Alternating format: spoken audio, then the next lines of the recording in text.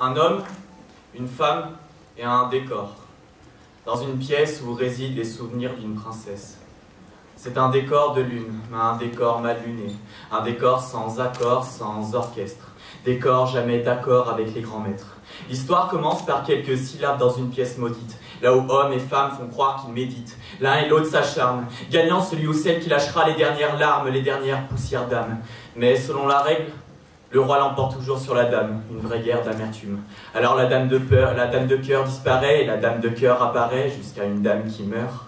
Alors décor qui observe la scène, mais décor sans réserve pour contenir l'homme et sa haine. Décor rouge vif comme les éclats furtifs qui émanent de son air pensif. Décor qui exige une autre couleur parce que le rouge c'est le malheur.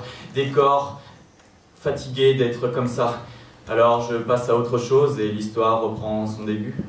Décor bientôt fatigué par la berceuse des flocons qui dansent.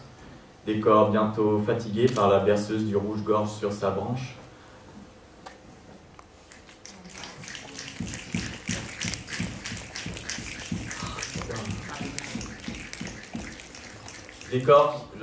Décor qui observe la scène, mais décor sans réserve pour contenir l'homme et sa haine. Décor rouge vif comme les éclats furtifs qui émanent de son air pensif.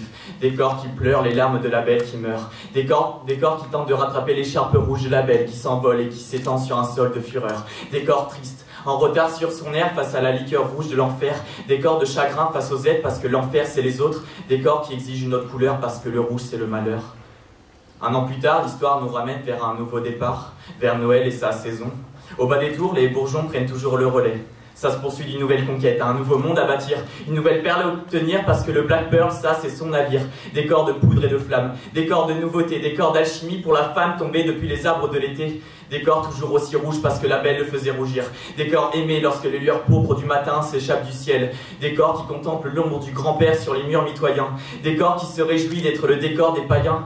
Décor bientôt fatigué par la berceuse des flocons qui dansent. Décor bientôt fatigué par la berceuse du rouge-gorge sur sa branche. Tout a l'air parfait mais rien ne change. Il repense à son parfum et elle lui manque. Elle lui manque parce que la dame avait son petit valet. Et elle valait autant pour lui que pour son décor. Le valet, c'était un petit homme qui pleure malgré ses cadeaux. Parce que les cicatrices du petit homme lui dérèglent son piano. Parce que sa mère est morte et elle le regarde depuis le purgatoire. Parce que son rouge à lèvres ne marque plus ses petites joues et sa mâchoire. Parce que son écharpe rouge n'apparaît plus sur les photos. Alors il dit « Maman, le noir et blanc, je te jure, c'est beaucoup mieux sur les photos. » Alors tous ces vestiges sont bloqués pour devenir un vrai ado. Et la vie maintenant, il se l'est mise à dos. Alors il se ment à soi-même, pris dans ses tourments éternels. « C'est pas grave, maman. On se reverra l'année prochaine, je t'ai commandé pour Noël. » Leur décor qui explose car il voit tout. Décor déteste Noël et ses doudous. Décor désolé d'être impuissant face à l'humain parce que le décor c'est vous et moi. Parce que j'aime pas le rouge. Le rouge j'ai mal à côté de lui. Le rouge j'ai mal, on le voit quand on a mal et qu'il coule dans nos veines et sur nos terres. Parce que décor et petit homme ont mal et qu'ils portent tous les deux les chromosomes de l'humanité entière. Alors petit homme renonce à son sort. Petit homme ne veut plus de cadeaux.